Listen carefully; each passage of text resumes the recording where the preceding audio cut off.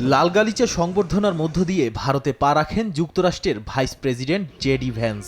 দিল্লির পালাম টেকনিক্যাল এরিয়ায় ভ্যান্সকে অভ্যর্থনা জানায় দেশটির সামরিক বাহিনী। সফর সঙ্গী হিসেবে ভ্যান্সের সঙ্গে রয়েছেন তার ভারতীয় বংশোদ্ভূত স্ত্রী উষা ভ্যান্স ও ৩ সন্তান।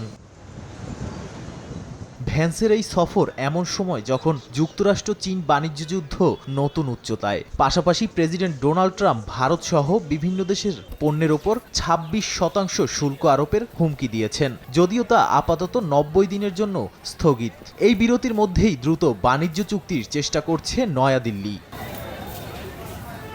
প্রথম দিনই প্রধানমন্ত্রীর বাসভবনে ভারতের প্রধানমন্ত্রী নরেন্দ্র মোদীর সঙ্গে বৈঠকে বসেন ভ্যান্স। আলোচনায় উঠে আসে বাণিজ্য চুক্তি দ্রুত চূড়ান্ত করা এবং দুই দেশের মধ্যে ২০৩০ সালের মধ্যে দ্বিপাক্ষিক বাণিজ্যের পরিমাণ $৫০০ বিলিয়ন উন্নীত করার লক্ষ্য। এছাড়াও নিরাপত্তা, আঞ্চলিক ও বৈশ্বিক পরিস্থিতি এবং চীনের প্রভাব মোকাবিলায় কৌশলগত অংশীদারত্ব নিয়েও আলোচনা হয় দুই নেতার। ভারত যুক্তরাষ্ট্র সম্পর্কের নতুন দিগন্ত উন্মোচনে জেডি ভ্যান্সের এই সফর কতটা ফলপ্রসূ হয় তা নির্ভর করছে আসন্ন দিনগুলোতে আলোচনার ফলাফলের ওপর। নাদিম মারজান, সময় সংবাদ।